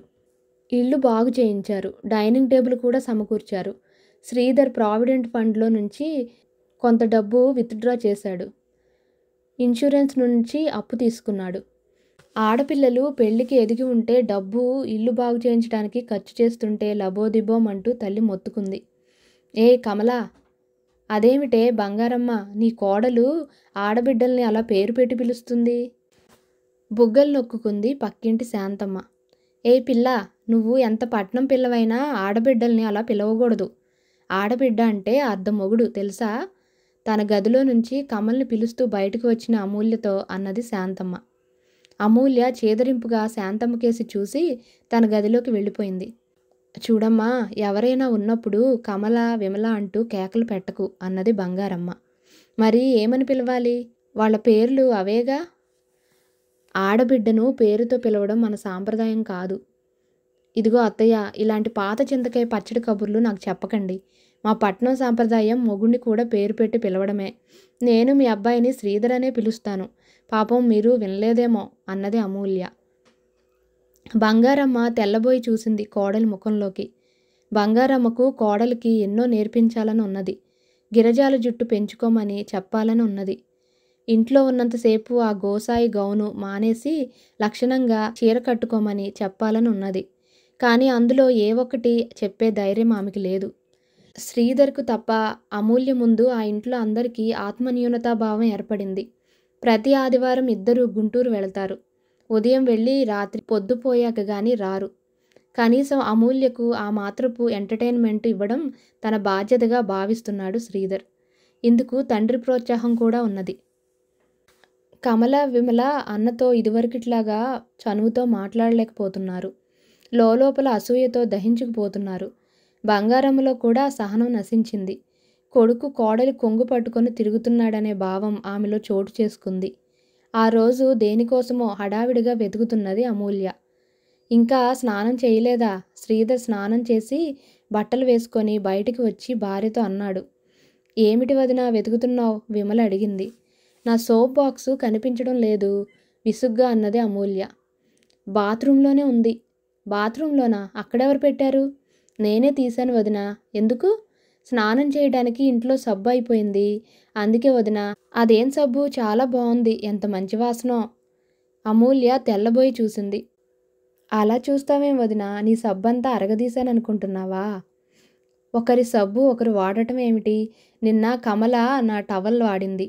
అదేమిటంటే సమయానికి ఎదురుగా కనిపించిందట. మీకు ఎలా చెప్పాలో నాకు అర్థం కావటం లేదు. ఇంకెప్పుడు నా వస్తువులు ముట్టుకోకండి. ఏమిటమ్మా అమూల్య? చూడమ్మా, ముష్టి సబ్బు. తన సబ్బుతో స్నానం చేశానని ఒకటే సాధిస్తుంది. నిన్న అక్క తన టవల్ తీసిందట. టవల్ కూడా అరిగిపోయింది కాబోలు. రాగం తీసింది విమల. చిచ్చి, మీకు చెప్పినా అర్థం కాదు. ఏమిటమ్మా చీచా అంటున్నావు? నువ్వెంత గొప్ప ఇంట్లో పుట్టినా ఇది అత్తగారిల్లు అని మర్చిపోవద్దు. ఒళ్ళు మండిన బంగారమ్మ అన్నది. నా సబ్బు ఎందుకు వాడిందో మీ కూతురికి ముందు చెప్పండి. ఈ మాత్రం దానికి ఇంత రాద్ధాంతం ఎందుకమ్మా? రేపటి నుంచి ముట్టుకోదులే. నీలా ఖరీదైన సబ్బులు వాడలేదు గాని మేము చిన్నప్పటి నుంచి సబ్బులు వాడుతూనే ఉన్నాం అన్నది కమల. నేను చెప్పేది అది కాదు. ఒకరు వాడే సబ్బును మరొకరు వాడకూడదు. ఇది మరీ చాదస్తంగా ఉందమ్మా అన్నది బంగారమ్మ. మీకు అలాగే ఉంటుంది. మాకు చిన్నప్పటి నుంచి అదే అలవాటు. ఇక నుంచి నా టవలు, మీ అబ్బాయి టవలు, నా సోపు, మీ అబ్బాయి సోపు ఎవరు ముట్టుకోవడానికి వీల్లేదు అన్నది అమూల్య అత్తగారితో. నీ సంగతి చెప్పు. మా అన్నయ్య గురించి నీకెందుకు? ఇంతకాలం అన్నయ్య మేము ఒకే సబ్బు ఒకే టవలు వాడుకోలేదు. మా అన్నయ్యను కూడా మాకు దూరం చేస్తావా? కసిగా అన్నది విమల. అమూల్య తెల్లబోయి విమల ముఖంలోకి చూసింది. శ్రీధర్ గదిలో నుంచి బయటకు వచ్చాడు. అన్నీ వింటూనే ఉన్నాడు. తను కలగజేసుకుంటే బాగుండదని ఊరుకున్నాడు. కానీ విషయం పాకాన పడుతున్నది. చిలికి చిలికి గాలివాన అయ్యేలా ఉంది. విమల, ఏమిటా మాటలు? విమల అన్నముఖంలోకి అదోలా చూసింది. అమూల్య, చిన్న విషయానికి ఇంత తర్జన భర్జనలేమిటి? స్నానం చేసిరా అన్నాడు విసుగ్గా. స్నానం చేయడానికి వెళుతున్న అమూల్య గిర్రున తిరిగి తన గదిలోకి వెళ్ళిపోయింది. వెనక్కి శ్రీధర్ లోపలికి వెళ్ళాడు. విమల వెళుతున్న అన్నను కసిగా చూసింది. చూసావా అమ్మా, అన్నయ్య వదిన పక్షమే. బంగారమ్మ నోరు మూసుకో అన్నది. నువ్వు కూడా మమ్మల్ని అంటావేంటమ్మా? నా ఒళ్ళు అంత కుళ్ళిపోయిందా? నేను వాడిన సబ్బు వాడదా? అక్కయ్య టవల్ తీసిందని నిన్న ఎంత గొడవ చేసింది. వెంటనే దాన్ని చాకలికి పడేసింది. లోపల వదిన అన్నయ్య మధ్య ఏదో ఘర్షణ జరుగుతున్నట్టు అనిపించి కమల విమల చెవులు రిక్కించి వినడానికి ప్రయత్నించసాగారు. అమూల్య చేతిలో ఉన్న టవల్ను ఓ మూలకు గిరాటు పెట్టి మంచం మీద కూర్చుంది. ముఖం కందగడ్డలా ఉంది. అమూల్య, ఇప్పుడు ఏమైందని అంత రాద్ధాంతం? నీకు అలాగే ఉంటుంది. నా సోపు మీ చెల్లెలు వాడటం ఏమిటి? నిన్న టవల్ వాడారు. మొన్న గుంటూరుకు వెళ్ళినప్పుడు నాకు చెప్పకుండా నా పట్టుచీర విమల కట్టుకొని పేరంటానికి వెళ్ళింది. చీరంతా పసుపు గంధం, పైగా ఉండగా చుట్టి దండం మీద పడేసింది. ఇలాంటి అనాగరిక పనులు నేను సహించలేను. మీకు అలవాటే గనక మీకేమీ అనిపించదు. శ్రీధర్కు కోపం వచ్చింది. కానీ తమాయించుకున్నాడు. అమూల్య, వాళ్లను అర్థం చేసుకో. మధ్యతరగతి వాళ్ళు, ముఖ్యంగా పల్లెటూరి వాళ్ళు తలా ఒక టవలు సోపు వాడరు. మా చెల్లెళ్ళు ఎప్పుడూ నీ దగ్గర ఉన్నటువంటి వస్తువులు చూడలేదు. కుతూహలం కొద్దీ వాడతారు. నేను వాళ్లకు చిన్నగా నచ్చ చెబుతానుగా. కొంచెం సహనం వహించు. చదువుకున్న దానివి. ఈ ఇంటికి వెన్నెలలా వచ్చావు. ఆ వెన్నెల స్వచ్ఛంగా ఉండాలి. దానికి చీకటి మరకలు అంటించుకు. అంత విసుగ్గా ఉన్నదా? నీ తప్పేం కాదు. తప్పంతా నాదే. నీలాంటి అందాల రాశిని పట్టణంలో అల్లారు ముద్దుగా పెరిగిన దాన్ని చేసుకున్నాను. నీకు అన్యాయం చేశాను. నా వివేకం ఆ సమయంలో ఏమైందో నాకే తెలియదు. బహుశా నా స్వార్థమే నా చేత ఈ పని చేయించింది. నీ గురించి ఆలోచించలేకపోయాను. తనకు తనే చెప్పుకుంటున్నట్టు అన్నాడు. ఆమె శ్రీధర్ ముఖంలోకి చూసింది. అతని మీద జాలి వేసింది. తన మీద తనకే కోపం వచ్చింది. ఏమిటా మాటలు? నేనే కావాలని ఈ జీవితాన్ని వరించాను. మీరేం చేశారు? నీ అమాయకత్వాన్ని నాకు తెలియకుండానే ఉపయోగించుకున్నాను. ప్లీజ్ అలా మాట్లాడకు. అయితేలే, స్నానం చెయ్యి. అలాగే, కానీ సబ్బు లేదు. సాయంత్రం ఆఫీస్ నుంచి వచ్చేటప్పుడు తెస్తాను కొత్త సబ్బు. ఇప్పటికీ ఎలాగోలా స్నానం చేయి. మీకు టైం అవుతోంది. భోజనం చేసి వెళ్ళండి అంటూ టవల్ తీసుకొని అమూల్య స్నానాల గదిలోకి వెళ్ళింది. భోజనం పెట్టి తల్లి ముభావంగా కూర్చుంది. అమ్మా, అమూల్యను అర్థం చేసుకో. కష్టం తెలియకుండా పెరిగింది. వాళ్ళ అలవాట్లు వేరు. మన తాహతకు మించిన పని కనుక మనం అందరం ఒకే సబ్బు వాడతాం, ఒకే టవల్ వాడతాం. కానీ వాళ్ళు అదేమిటి చోద్యం? ఆ షావుకారు భద్రయ్య గారికి ఏం తక్కువ? వాళ్ళు కూడా మనిషికో సబ్బు వాడరు. నిజమేనమ్మా, పల్లెటూళ్ళలో ఈ పట్టింపు ఉండదు. పట్టణాల్లో చదువుకున్న వాళ్ళు ఆరోగ్యం దృష్టితో అలా అలవాటు చేసుకుంటారు. ఏమోరా, అవన్నీ మాకేం తెలుసు. అది ఆడబిడ్డల్ని ఏ మాట పడితే ఆ మాట అంటుంది. అమ్మా, అది ఇది అనడం కూడా అమూల్య గాని వాళ్ళ కుటుంబంలో వాళ్ళు గాని సహించరు. వాళ్ళు కన్నవాళ్లను కూడా ఓసే ఏమే అనరు. అది మరీ బాగుందిరా. కోడల్ని ఏమండి అనమంటావా? అమ్మా, నువ్వు పెద్దదానివి. ఇంతకంటే నేనేం చెప్పలేను. చెయ్యి కడుక్కొని లేచాడు శ్రీధర్. అయ్యో, అదేమిట్రా, పెరుగు కూడా వేసుకోకుండా? శ్రీధర్ పలకుండా గదిలోకి వెళ్ళి బట్టలు మార్చుకొని బయటికి వెళ్ళిపోయాడు. అమూల్య ఆ రోజు భోజనం చేయలేదు. మధ్యాహ్నం భోజనానికి వచ్చిన భర్తతో బంగారమ్మ ఆ మాటే అన్నది. ఏం ఎందుకు తినలేదు? బంగారమ్మ జరిగిన సంగతి చెప్పింది. పెద్దింటి పిల్ల పాపం ప్రేమ ప్రేమ అంటూ ఈ కొంపలోకి వచ్చి పడింది. ఇప్పుడు దానికేం తక్కువైంది? ఏం తక్కువైందా? ఒకసారి వాళ్ళ ఇంటికెళ్ళి చూసిరా. అయ్యో రాత, అంత అదృష్టం కూడానా? వాళ్ళకు మనం మనుషుల్లో కనిపిస్తామా? ఇక నీ పంచాంగం ఆపు అంటూ లేచి అమూల్య గది గడప ముందు నిల్చొని అమ్మాయ్ అంటూ కేక వేశాడు. ఏమిటి మామయ్య గారు? మామగారంటే అమూల్యకు చాలా గౌరవం. ఆ ఇంట్లో అతను ఒక్కడే అర్థం చేసుకునేవాడని ఆమె అభిప్రాయం. ఏమ్మా అన్నం తినలేదట? తలనొప్పిగా ఉంది. ఏదైనా మాత్ర కావాలా? ఆచారికి కబురు పంపించినా? అక్కర్లేదండి, కాసేపు పడుకుంటే తగ్గిపోతుంది. మరో మాటకు అవకాశం ఇవ్వకుండా లోపలికి వెళ్ళిపోయి తలుపు వేసుకుంది. ఈ పల్లెటూరులో తను ఉండలేదు. ఇది కూడా ఒక జీవితమేనా? బోర్. 24 గంటలు ఇంట్లో వాసాలు లెక్క పెట్టుకుంటూ గడపటం తన వల్ల కాదు.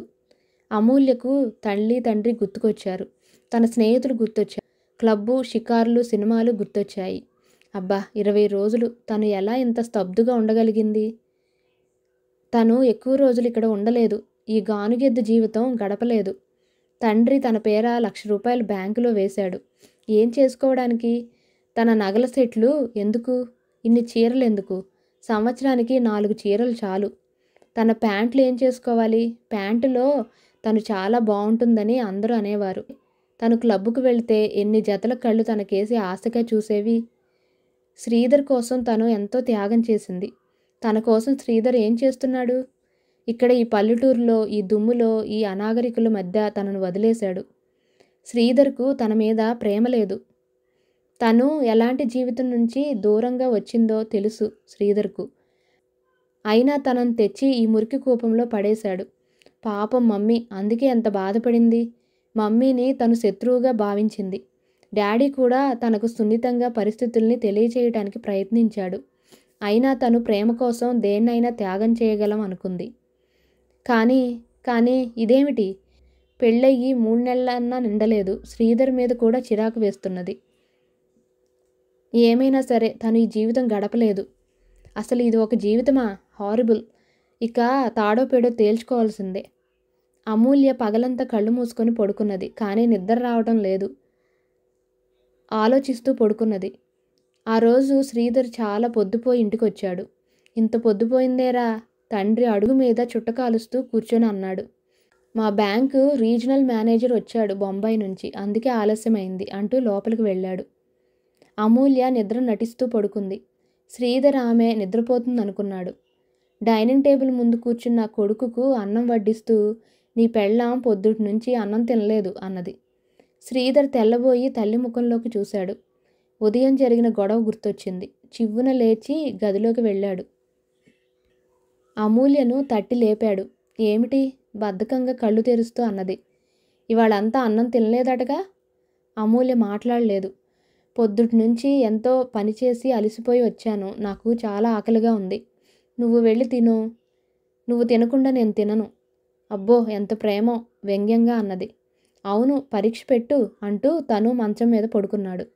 శ్రీధర్ ముఖంలోకి ఎంతో అలసట కనిపించింది. అమూల్యకు జాలి వేసింది.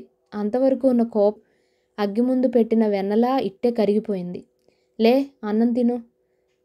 అక్కర్లేదు.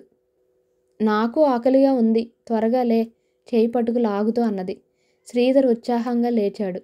ఇద్దరు కబుర్లు చెప్పుకుంటూ భోజనం చేశారు. బంగారమ్మ మనస్సు తేలికపడింది. ఆ రాత్రి అడగాలనుకున్న మాటలు శ్రీధర్ని అడగలేకపోయింది అమూల్య.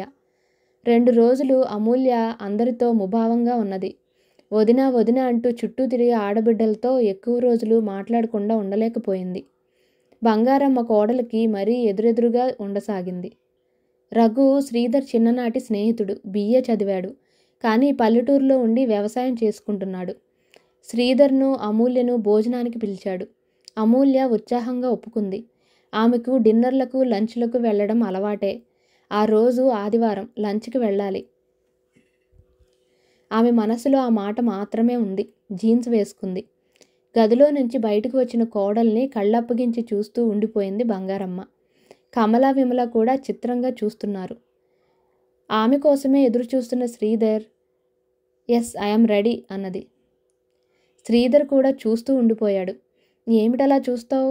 శ్రీధర్ పక్కపక్క నవ్వుతూ, ఈ వేషంతోనా? ఏ, ఇది మీ ఊళ్ళో ముఖ్యంగా మీ సొసైటీ లంచ్ అనుకున్నావా? ఇది పల్లెటూరు. వాళ్ళు లక్షాధికారులన్నావు. అయితే అతని భార్య చూస్తావుగా, లోపలికి వెళ్ళి చీర కట్టుకుని వచ్చేయ్. అమూల్య విసుగ్గా లోపలికి వెళ్ళింది. మైసూర్ జార్జెట్ కట్టుకొని వచ్చింది. అదే రంగు బ్లౌజు, చెప్పులు వేసుకుంది. పగడాల నగలు పెట్టుకుంది. శ్రీధర్ చుట్టూ పెద్ద ప్రహరీ ఉన్న గేటు ముందు ఆగాడు. గేటు తెరిచి లోపలికి నడుస్తున్న అమూల్య ఆశ్చర్యంగా చుట్టూ చూస్తూ నడుస్తోంది. మేడ ముందు బాగా ఖాళీ స్థలం ఉన్నది. ఒక పక్కగా గొడ్ల సావిడి ఉన్నది. ఒక వృద్ధుడు ఎద్దుల గంగిడోలు నిమురుతున్నాడు. పేడ కంపు వస్తోంది. ఎక్కడా ఒక ప్రక్క మొక్క కూడా లేదు. గొడ్ల పక్కకు అల్లంత దూరంలో గోడ పక్కగా గడ్డివాము ఉన్నది. రండి రండి అంటూ రఘు ఎదురొచ్చాడు. రఘు గూడకట్టులో ఉన్నాడు. సాదా షర్టు వేసుకున్నాడు. అతని వేషంలో గాని ముఖంలో గాని నాజూకుతనం ఎక్కడా కనిపించలేదు. ఆ మేడ పాతకాలపు తరహాలో ఉంది. వరండాలో పేనుతోటి అల్లిన ఈజీ చైర్ ఒక వారగా ఉన్నది. అదీగాక 4-5 చెక్క కుర్చీలున్నాయి. కూర్చోరా అన్నాడు రఘు శ్రీధర్తో. అమూల్యకు ఏం చేయాలో తోచలేదు. లోపలికి వెళ్ళమ్మా, ఆమె వైపు సరిగా చూడకుండానే అన్నాడు రఘు. లోపలికి వెళ్ళు అమూల్య, శ్రీధర్ ఒక చెక్క కుర్చీలో కూర్చుంటూ అన్నాడు. ఆమెకు చిరాకు వేసింది. లక్కతో బొట్లు పెట్టి ఉన్న పెద్ద మండిగం దాటి మెల్లాలో అడుగు పెట్టింది. మెల్లా ఇంట్లో ఉయ్యాల బల్ల ఉన్నది. దానిమీద ఒక 6 ఏళ్ల పిల్ల కూర్చొని ఉన్నది. ఆమెను చూస్తూనే బల్ల మీద నుంచి దూకి లోపలికి పరిగెత్తింది. అమూల్య దిక్కులు చూస్తూ నిల్చుంది. అంతలో నడి వయసులో ఉన్న ఒక స్త్రీ బయటకు వచ్చింది. గుంటూరు నేత చీర అక్కడక్కడా రంగుపోయింది. ఆమెను చూసి ఆ ఇంటి పని మనిషి అనుకుంది. కూర్చోమ్మా అన్నది అమూల్యను ఎగాదిగా చూస్తూ. అమూల్యకు ఎక్కడ కూర్చోవాలో తెలియలేదు. అక్కడ ఉయ్యాల బల్ల తప్ప కూర్చోడానికి ఇంకేమీ లేదు. లక్ష్మి, ఆ చాప ఇలా తీసుకురా, లోపలికి కేక పెట్టింది. లోపల నుంచి ఓ 20 సంవత్సరాల యువతి బయటకు వచ్చింది.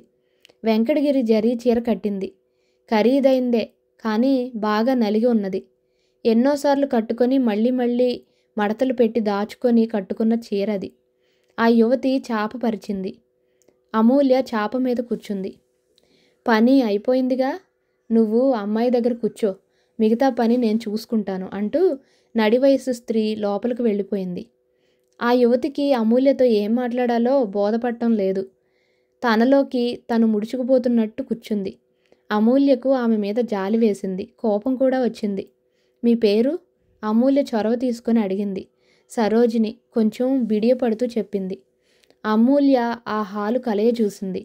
ఒక మూల భోషాణం ఉన్నది. దానిపైన కొన్ని గోతాలు, ఇంకా ఏవేవో పాత సామాను వేసి ఉంది. మరోవైపు కంది బస్తాలు ఉన్నాయి. ఆ బస్తాల చుట్టూ అక్కడక్కడ కందిగింజలున్నాయి.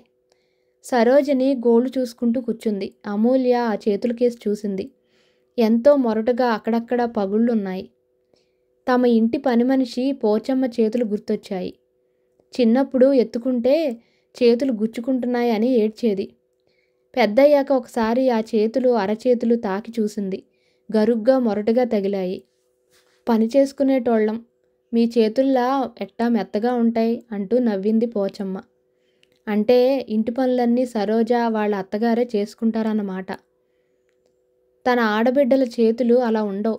వంటలో తల్లికి సహాయం చేసినా వాళ్ళు అంట్లు తోమరు, పిండి రుబ్బరు.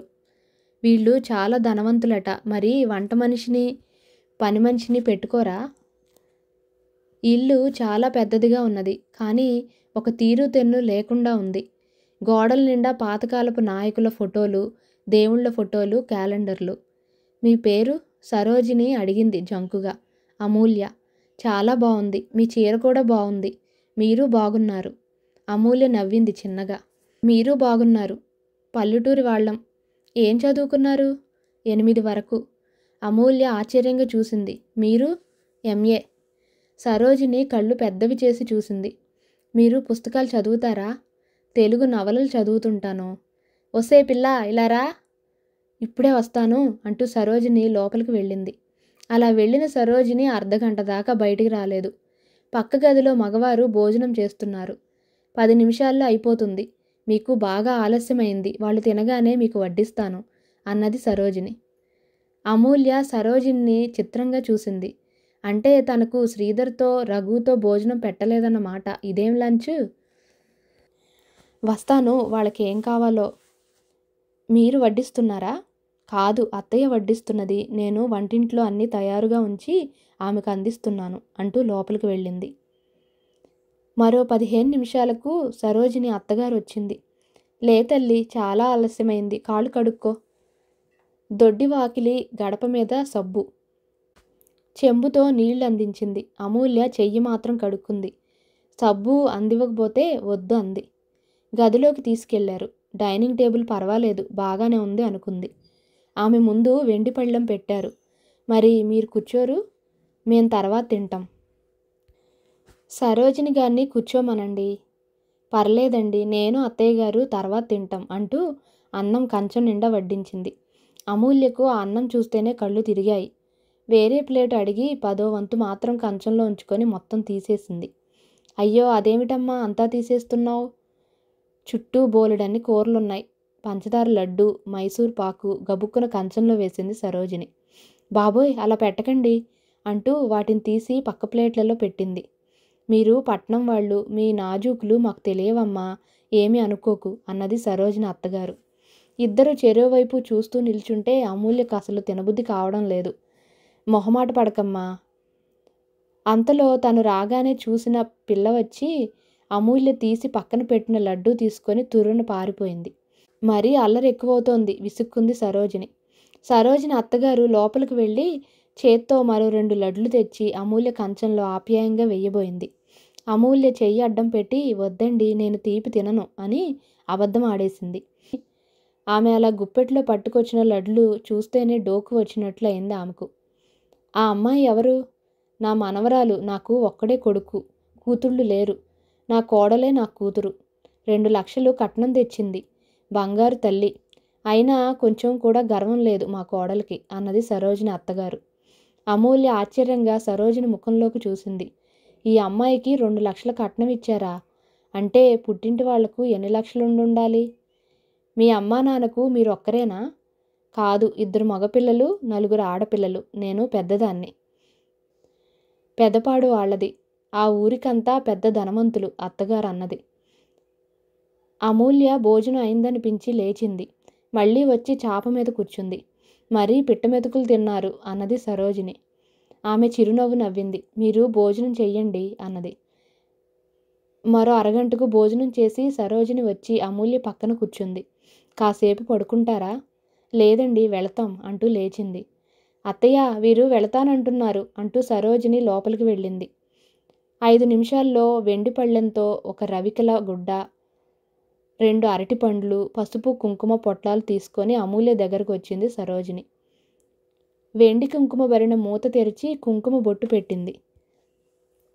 అమూల్యకు చిరాకు వేసింది. బొట్టు పెట్టుకోదు. ఎప్పుడైనా కనీ కనిపించకుండా తిలకం పెట్టుకుంటుంది. ఇవాళ అలాగే పెట్టుకుంది. రవికెల గుడ్డలతో పాటు పళ్ళు, ఆకులు, వక్కలు, కుంకుమ, పసుపు పొట్లాలు అందించింది. అమూల్య అందుకోలేదు. తీసుకోమ్మా అన్నది సరోజిని అత్తగారు. ఆముదం తాగిన ముఖం పెట్టి అందుకుంది. పాప, సరోజిని పిలిచింది. పాప వచ్చింది. జడకుచ్చులు, చెవులకు జూకాలు, పట్టు పరికిణి నిండా మరకలు. సరోజిని కూడా ఒకే చేతికి 1/2 డజను బంగారు గాజులు వేసుకుంది. మెడ తిరగకుండా చంద్రహారం, ముత్యాల గొలుసు, కాయపూసలు వేసుకుంది. ఎడం చేతికి 4 ఏళ్లకు ఉంగరాలున్నాయి. ఉంగరాల నిండా మట్టి. అత్తగారి మెడలో కూడా కాసుల దండ ఉన్నది. ఏమిటే? పాప తల్లిని అడిగింది. నాన్నగారితో చెప్పు, పిన్ని వెళ్ళిపోతానంటుందని అన్నది తలుపుచాటుగా నిల్చొని. చెప్పడం పాపతోనే గాని చెప్పింది వరండాలో ఉన్న భర్తకు వినిపించాలనే గట్టిగా చెప్పింది. శ్రీధర్ లేచి నిల్చున్నాడు. వస్తామోయ్, మళ్ళీ కలుసుకుందాం. అమూల్య, మీ వారు మిమ్మల్ని పేరు పెట్టి పిలుస్తారా? చిన్నగా అత్తకు వినిపించకుండా ఆశ్చర్యంగా అడిగింది సరోజిని. ఆయనే కాదు, నేను మా వారిని పేరుతోనే పిలుస్తాను అని బయటికి అంత పెద్ద గడప దాటి వచ్చింది. రఘు ఓ పక్కగా మరోవైపుకు చూస్తూ నిల్చున్నాడు. సరోజిని తనతో పాటు వరండాలోకి వస్తుందని ఆశించి వెనక్కి చూసింది అమూల్య. తలుపు చాటుగా ఆమె చీర కనిపించింది. శ్రీధర్తో బయటికి నడిచింది. రోడ్డు మీదకు రాగానే గుండెల నిండుగా గాలి పీల్చుకుంది. అమూల్య ముఖంలోకి చూసి శ్రీధర్ పక్కపక్క నవ్వాడు. ఏమిటి? గిరజాల జుట్టు, అధునాతన వేషం, బొట్టు మాత్రం అమ్మవారికి పెట్టినట్టు భలే ఉన్నావులే. అమూల్య చేతిలో ఉన్న రవికెల గుట్టతో బొట్టు తుడిచేసుకుంది. అవి అవతల పారేస్తాను. తప్పు, అలా చేయకూడదు. ఇలా ఇవ్వు, నేను తెస్తాను అంటూ ఆమె చేతిలోని వస్తువులు తీసుకున్నాడు. ఎలా ఉంది లంచ్? ఏడ్చినట్టుంది. అదేమిటి, చాలా రకాలు చేశారుగా. నేను తిండికి వాచిలేను. అయినా అదేమిటి, మీరొక చోట నేనొక చోట. పల్లెటూళ్ళలో అంతే. కనీసం నాతో పాటు వాళ్ళెవరూ కూర్చోలేదు. చెరో వైపు నిల్చొని ముద్దలు లెక్కబెడుతుంటే. అది మర్యాద అమూల్య. ఏం మర్యాద? వీళ్ళు లక్షాధికారులా? 1,00,000. ఈ ఊళ్ళోని సగం భూములు వాళ్ళవే. ఎందుకు అవన్నీ అనుభవించడం చేతకాకపోయాక? శ్రీధర్ ఆ ముఖంలోకి చూశాడు. పల్లెటూరులో ఎంత ధనవంతులైనా ఇలాగే ఉంటారు. ధనం కూడబెట్టడంలోనే వాళ్లకు ఆనందం లభిస్తుంది. వాళ్ళింటికంటే మనిల్లే నయం. శ్రీధర్ కళ్ళు తళుక్కుమన్నాయి. అమూల్య ఈ నెల రోజుల్లో మొదటిసారిగా మనిల్లు అన్నది. ఆ మన అన్న మాట శ్రీధర్ మనసుకు గిలిగింతలు పెట్టింది. మా నాన్న చదువుకున్నాడు. పైగా మనకు పెద్దగా ఆస్తులు లేవు. మనకు కాదు, మీకు. మాకేం, మా డాడీ బోలెడంతా సంపాదించాడు. శ్రీధర్ మనసు చివుక్కుమన్నది. అమూల్య చాలా విచిత్రమైన మనిషి. ఏ నిమిషం ఆమె మూడు ఎలా మారుతుందో అర్థం కావడం లేదు. వెధవ పల్లెటూర్లు, ఇది ఒక జీవితమేనా? పాపం, ఆవిడ తలుపు చాటుగా నిల్చుంది. మీ స్నేహితుడు నన్ను పలకరించలేదు. లంచ్ అట, లంచ్. పక్కపక్క నవ్వింది అమూల్య. రోడ్డు మీద అలా నవ్వుతూ నడుస్తుంటే అందరూ తమకేసే ఆశ్చర్యంగా చూడటం గమనించాడు శ్రీధర్. పాపం, ఆ సరోజిని 2 లక్షలు తెచ్చిందట కట్నం. ఆ అమ్మాయిని, ఆ వేషాన్ని చూస్తే జాలి వేసింది. వంట వార్పు కూడా ఆ పిల్లే చేస్తుందిలా ఉంది. జాలెందుకు? వాళ్లకు అందులోనే ఆనందం ఉంటుంది. వాళ్లకు ఈ జీవితమే బాగుంటుంది. పట్నం వెళ్ళి 10 రోజులు కూడా ఉండలేరు. అవునులే, ఏదో అనబోయి ఇల్లు రావడంతో ఆగిపోయింది. ఇలాంటి ఊరిలో తను జీవితం ఎలా గడపాలి? Horrible, impossible. ఏమైనా సరే శ్రీధర్ను ఒప్పించి హైదరాబాద్లో కాపురం పెట్టించాలి. శ్రీధర్ ఒప్పుకోకపోతే తను శ్రీధర్నైనా వదులు. తను మొండికేస్తే కాదనడు. తను లేకుండా ఉండలేడు. తను పుట్టింటికి వెళ్ళిపోతే కొన్ని రోజులు బెట్టు చేస్తాడు. ఆ తర్వాత తనే వెతుక్కుంటూ వస్తాడు. గదిలో కాలు పెట్టిన అమూల్య అలాగే ఆగిపోయింది. కమల ఆమె బెడ్ మీద పడుకొని దీక్షగా తెలుగు వారపత్రికలోని సీరియల్ చదువుతోంది. ఛ, తమ బెడ్ మీద కమల పడుకోవడం ఏమిటి? కమలా! గట్టిగా అరిచింది అమూల్య. కమల త్రుళ్ళిపడి లేచి కూర్చుంది. ఎప్పుడొచ్చో వదినా? చూడలేదు. ఈ సీరియల్ నువ్వు చదువుతున్నావా?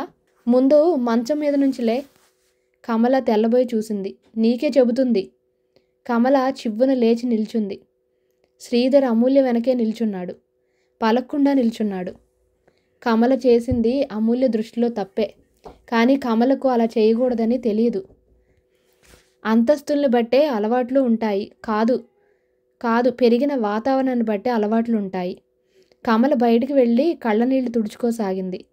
అమూల్య కసిగా పక్క మీద దుప్పటి తీసి పడేసింది. గలీబు గుడ్డలు తీసేసింది. అన్నయ్య వదిన వచ్చారా? కాఫీ పెట్టు కమల.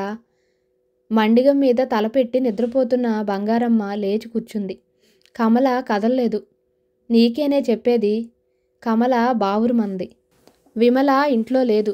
పక్కింటి బంగారితో వామన గుంతలో ఆడుకోవడానికి వెళ్ళింది. ఏమిటే, ఏమైంది? శ్రీధర్ బయటకు వచ్చాడు. చెల్లి తల నిమురుతూ ఊరుకోమ్మా, ఇప్పుడు ఏమైంది? ఊరుకో. ఇంకేం కావాలి? నీ పెళ్ళం అంత అవమానం చేస్తే చూస్తూ నిల్చుంటావా? కమల కళ్ళనీరు తుడుచుకుంది. బంగారమ్మ కాఫీ పెట్టింది. అదేమిటమ్మా, నిన్ననేగా ఇస్త్రీ దుప్పటి వేశావు అన్నది కాఫీ అందించడానికి వచ్చిన బంగారమ్మ కోడలను ఉద్దేశించి. మీ అమ్మాయినే అడగండి. బంగారమ్మకు అర్థమైంది. కోడలి మనస్తత్వం తెలిసిన బంగారమ్మ కమల్ని ఆ మంచం మీద పడుకోవద్దని ఎన్నోసార్లు మందలించింది. కానీ బంగారమ్మకు కూడా అదో పెద్ద అపరాధంలా అనిపించలేదు. బంగారమ్మ కొడుకు ముఖంలోకి అదోలా చూసి తల తిప్పుకొని కాఫీ కప్పు బల్ల మీద పెట్టిపోయింది. శ్రీధర్కు ఏం చేయాలో తోచలేదు. ఈ మూడ్లో అమూల్యను ఏమైనా అంటే జరగబోయే పరిణామం ఊహించలేనిది కాదు. ఏమీ అనకపోతే తల్లి తనను భార్యా విధేయుడిగా భావిస్తుంది. శ్రీధర్ బుర్ర వేడెక్కింది. 2 రోజులుగా శ్రీధర్ అమూల్యతో ఎడముఖం పెడముఖంగా ఉంటున్నాడు. అమూల్య కూడా అలాగే ఉంటుంది. కమల, విమల అమూల్యతో మాట్లాడడం మానేశారు. ఆ రాణిగారికి అంత బెట్టయితే మేమెందుకు మాట్లాడాలి అంటూ తల్లికి ఎదురు తిరిగారు. 3వ రోజు ఉదయం ఇంటి ముందు పెద్ద కారు వచ్చి ఆగింది. కృష్ణారావు కారులో నుంచి దిగాడు. డాడీ అంటూ పరుగు తీసి లోపలికి కూడా రాకముందే తండ్రి మెడ చుట్టూ చేతులు వేసింది. తల్లి బాగున్నావా? తల నిమురుతూ అడిగాడు కృష్ణారావు. అప్పటికే పిల్లలు కారు చుట్టూ మూగారు. రోడ్డున పోయేవారు వింతగా ఆగి చూస్తున్నారు. ఇరుగు పొరుగు ఆడవాళ్లు తలుపు చాటుగా తొంగి చూస్తున్నారు. రండి మావయ్య. శ్రీధర్ కృష్ణారావును ఆహ్వానించాడు. లోపలికి వచ్చి కూర్చుంటూ మీ నాన్నేడి అని అడిగాడు. నాన్న ఊళ్ళో లేరు. వాళ్ళ పెద్దమ్మ కూతురు పెద్ద వయసేనండి, చచ్చిపోయిందని నంబూరు వెళ్ళారు. అలాగా, కాళ్ళు కడుక్కోండి అన్నయ్య గారు. వియ్యపురాలు కాళ్లకు నీళ్ళిచ్చింది. అవునవును, కాళ్ళు కడుక్కోవాలి కదూ, పల్లె జీవితమే మర్చిపోయాను అంటూ వంగి బూట్లు విప్పబోయాడు. ఇప్పుడు బూట్ విప్పకపోతేనేం డాడీ అన్నది అమూల్య. అవునవును, అది నిజమే. బంగారమ్మ కాఫీ తెచ్చిచ్చింది. శ్రీధర్ కమల్ని, విమల్ని పరిచయం చేశాడు. సంబంధాలు చూస్తున్నారా? చూస్తున్నామండి. నంబూరులో ఏదో సంబంధం ఉన్నదట. అది కూడా చూసి వస్తానని నాన్న వెళ్ళాడు, శ్రీధర్ అన్నాడు. కృష్ణారావు గారు అంత అకస్మాత్తుగా ఎందుకు వచ్చాడో ఎవరికీ అర్థం కాలేదు. త్వరగా తయారవు, వెళదాం అన్నాడు కూతురుతో. శ్రీధర్ తెల్లబోయి మామగారి ముఖంలోకి చూశాడు. ఇంకా వారం రోజులు కూడా లేదు పెళ్ళి. నువ్వు కూడా 2 రోజులు ముందే వస్తావుగా. చెల్లాయిల్ని కూడా తీసుకురా, మీ నాన్నను కూడా రమ్మను. పెళ్ళా? ఎవరిదండి? ఇది మరీ బాగుందయ్యా, నీకు మతిమరుపు పట్టుకుందా? శ్రీధర్ అమూల్య ముఖంలోకి చూశాడు. అదే మా చెల్లెలు పెళ్ళి అని చెప్పలేదు. మొన్ననే డాడీ ఇవాళ వచ్చి తీసుకెళ్తానని ఉత్తరం రాశాడుగా అన్నది. అవును, మర్చిపోయాను అన్నాడు శ్రీధర్ తడబాటును అణుచుకుంటూ. ఏ ఊరిచ్చారు అడిగింది బంగారమ్మ. బొంబాయి. అల్లుడు ఐఏఎస్ పాస్ అయ్యి ట్రైనింగ్లో ఉన్నాడు. అదేమిటో అర్థం కాకపోయినా బంగారమ్మకు బొంబాయి వాళ్ళ సంబంధం అనగానే చాలా గొప్పది అయి ఉంటుందనుకుంది. శ్రీధర్ పలక్కుండా కూర్చున్నాడు. అమూల్య, డ్రైవర్ ఇలా రా, సామాన్ కారులో పెట్టు అంటూ కేక పెట్టింది. భోజనాలు చేసి వెళ్ళండి అన్నయ్య గారు అన్నది బంగారమ్మ. కమల, విమల జడ్జి గారిని, ఆయన ఎక్కి వచ్చిన వాహనం లాంటి కారుని మార్చి మార్చి చూస్తున్నారు. వదిన మన ఇంటికి వచ్చింది ఈ కారులోనేనా? కమల విమల్ని అడిగింది. కాదు, వాళ్లకు 2-3 కార్లు ఉన్నాయటగా. మరి అన్నయ్యకి ఒకటి ఇవ్వకూడదు? ఇస్తానంటే అన్నయ్య వద్దన్నాడట, వదిన చెప్పింది. కట్నం కూడా తీసుకోలేదుగా.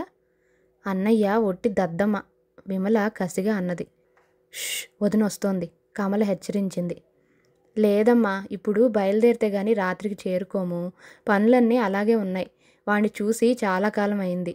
మిమ్మల్ని అందరినీ పెళ్లికి స్వయంగా ఆహ్వానించినట్టు ఉంటుందని నేనే వచ్చాను. భోజనం చేసి బయలుదేరవచ్చుగా అన్నాడు. వద్దు డాడీ, ఆలస్యం అవుతుంది. శ్రీధర్ను గుంటూరులో దించి అక్కడే ఏదైనా హోటల్లో భోజనం చేసి వెళ్ళిపోదాం. ఎస్ యు ఆర్ కరెక్ట్ అంటూ లేచాడు కృష్ణారావు. బంగారమ్మ ఏమీ అనలేక నిల్చుంది. తండ్రి ముందు భర్త పేరు చెబుతుంటే ఆమెకు ఆశ్చర్యంగా ఉంది. కమల, విమల సినిమాలోని తండ్రి కూతుళ్ళని చూస్తున్నట్టు చూస్తూ ఉండిపోయారు. వస్తామమ్మా, మీరంతా పెళ్లికి తప్పక రావాలి అంటూ వెళ్ళి కారులో డ్రైవర్ పక్కన కూర్చున్నాడు. వెనక సీట్లో అమూల్య పక్కన శ్రీధర్ కూర్చున్నాడు. బంగారమ్మ నిట్టూర్చింది. తను చాలా కాలం క్రితం చూసిన జానపద చిత్రంలోని హీరోయిన్ గుర్తొచ్చింది. ఇంద్రుని శాపం వల్ల దేవత మానవ కన్యగా పుట్టి అనేక బాధలు అనుభవిస్తుంది. అలాగే అంత శ్రీమంతుల బిడ్డ తమ ఇంటికి కోడలుగా రావడం ఏమిటి? అసలు ఆ అమ్మాయి ఈ ఊళ్ళో ఉండగలదా? బంగారమ్మకు మొదటిసారిగా అమూల్య మీద జాలి వేసింది.